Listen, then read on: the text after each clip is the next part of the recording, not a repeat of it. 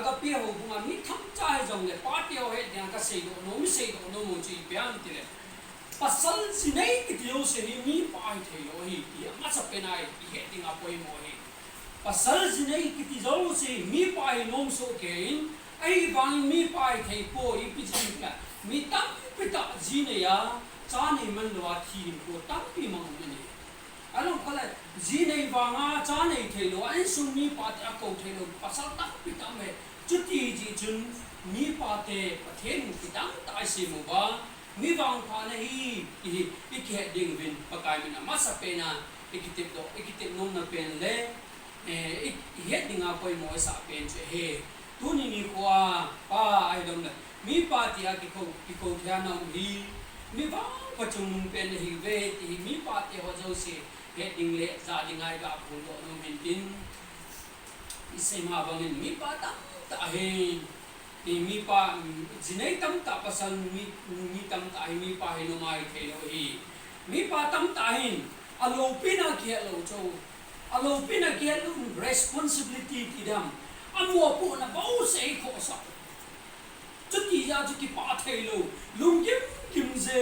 a responsibility yong chu ta sa responsibility bo ki he mi pa tamai ta ko tu ni ko mi pa I ai le ta sam jong responsibility ne jin thakaun jong responsibility ne it's ten to che ko ngai ne ta sa bu sa responsibility chu I po le thakaun am thasam ding ei ji chen mi pa te op kai mi nai ki te nom na pen chu mi lo pi ta a pa the ne se ma hi it's ji chu responsibility of mi no sa a neo zo ai boy len pita insung khat vai hom dinga ko kai pakin responsibility hataw la ta sai pe wa hi ji chun mi pa te on tuni ni gol ito bo se wi responsibility bu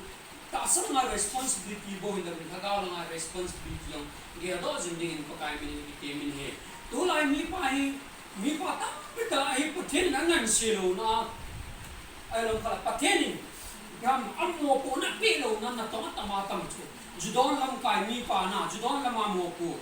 alam khala ki ve na nam perform na ki ve na mo ko aja mo ko na za de hi choi pathen mi pa te mo na pi ho khat cha ja lo e tu ni kon